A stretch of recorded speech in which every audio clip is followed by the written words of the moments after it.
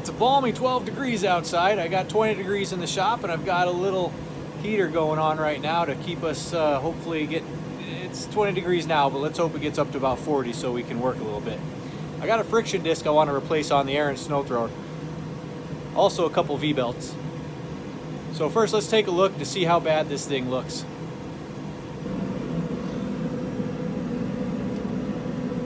Here's that friction disc I was telling you about. This actually is what drives the drive wheels. And it is really worn out. So we got to get this guy off of here.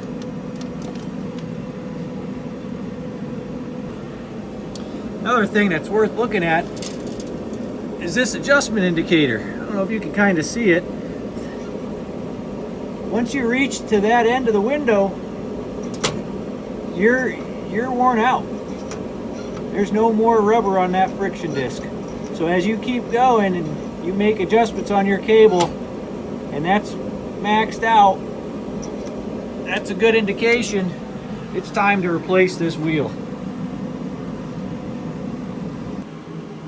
Alright, so it looks like we're going to remove this clip. We're going to take this tire off. And then we got a couple bolts in there. There's 3 of them, I think. We're going to take this end off. And then hopefully we should be able to take this with the whole shaft. And it'll have a gear on that drive gear right there. We'll be able to take that off. Just slide everything out this direction. Let's give it a shot. But first, I am curious if I can just take this friction disc off in place. So if I can hold this still, take these 3 bolts out of here, it should slide over all of this. So I need to make sure I can get this end exposed and out of this bearing carrier. Which means if I can remove these, pop this bearing cap off, will I have enough room inside here to get this free to pop this end out?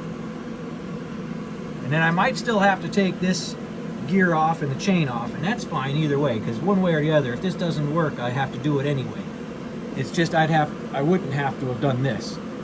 But it's only 3 bolts. I don't think it'd be a waste of time to find out I couldn't do it. Because if I can do it, that's going to be a big time saver.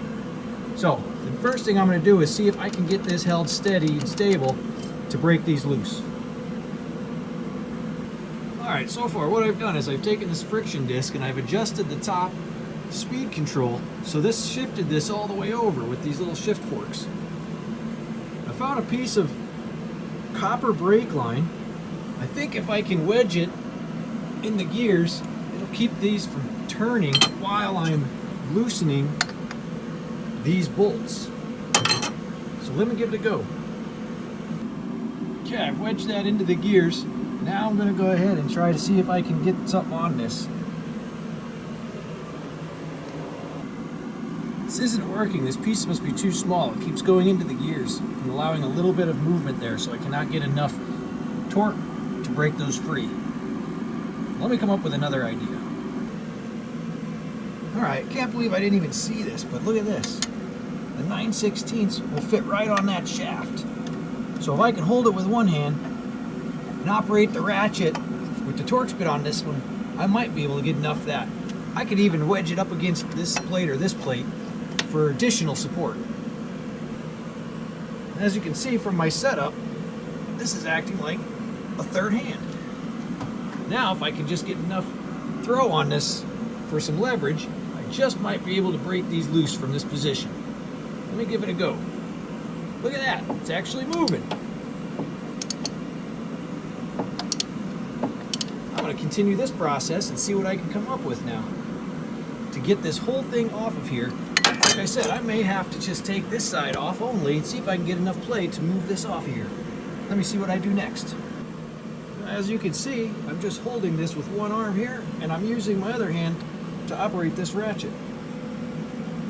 All 3 have broken loose, just holding it like this.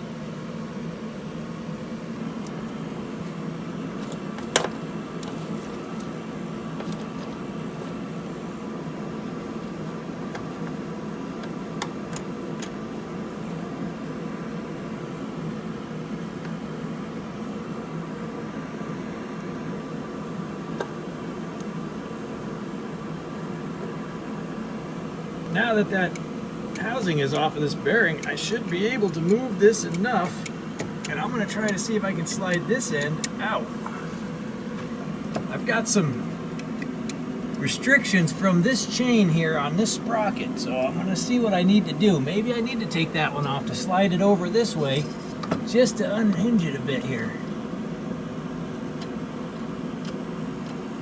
I'll see what I need to do. Alright, I slid out this tire just to give me a little bit more room so I can take these off of here. So I got this end cap off, and this is going to allow me to have more room so I can slide the shaft out this way if I need to. Might not need to though, but I need to get it out that way enough to keep sliding this sprocket off.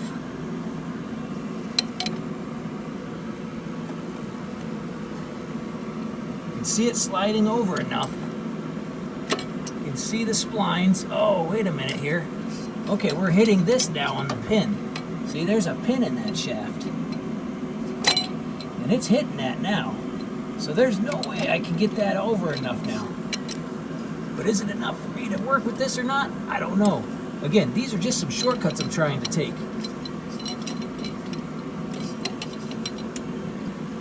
Alright, there's no shortcut around it. I'm going to have to take this pin off of here. So I'm just going to grab some pliers, grab it by this end, and see if I can just pull it loose.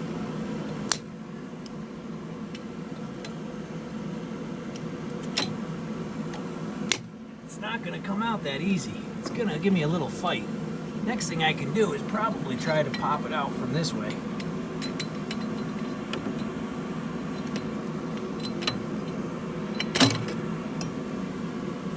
Alright, so I just took a large punch, lined it up with that, gave it a quick sharp hit with a hammer to drive it out. Now I'm going to see if I can continue sliding this shaft out.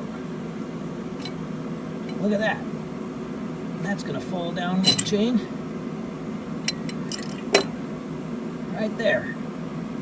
We've got a good disconnect now.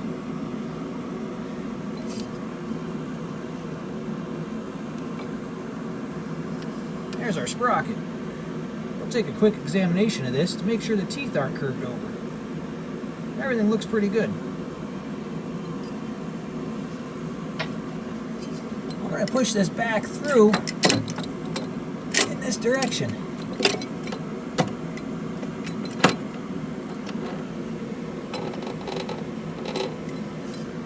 And I've got enough room now, if I wanted to finish taking this off, I can go ahead and just slide the rest of this way. And before I take this off, I'm going to want to pay close attention to the location holes.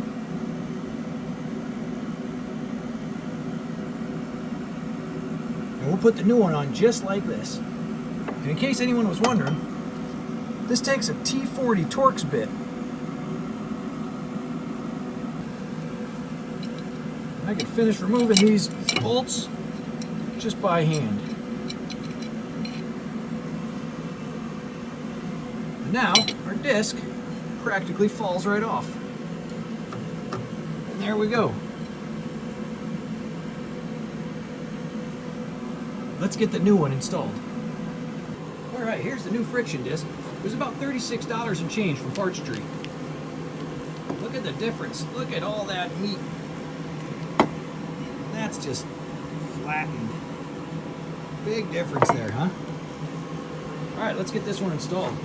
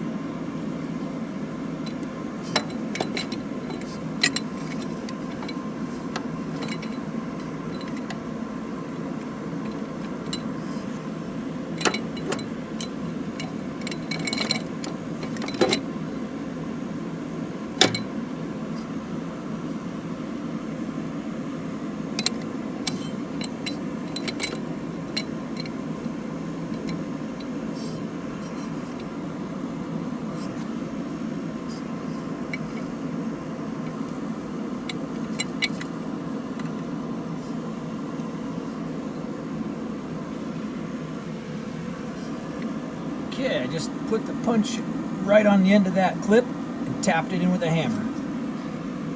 Now I'm going to go ahead and get these ends back on to hold this shaft centered, and then I'm going to go ahead and be able to hold this with the wrench again and torque these bolts down. Alright, now with the shaft properly in place, I can go ahead and take my 9/16 wrench, put it on the shaft, and go ahead and finish tightening down these bolts.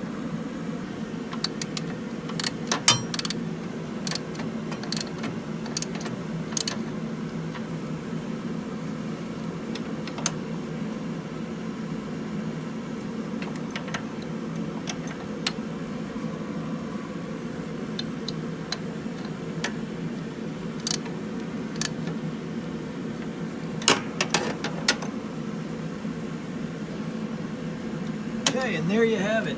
Friction disc installed, chains installed. I'm going to go ahead and put this tire back on, and we'll make some adjustments to it here and make sure that we have the cable adjusted properly. And now you can see from the indicator, when the lever is pulled down, that's as far as it goes. And if it ever reaches that top section of that indicator window, and if my cable's adjusted all the way and it reaches the end, well, it's time for another replacement.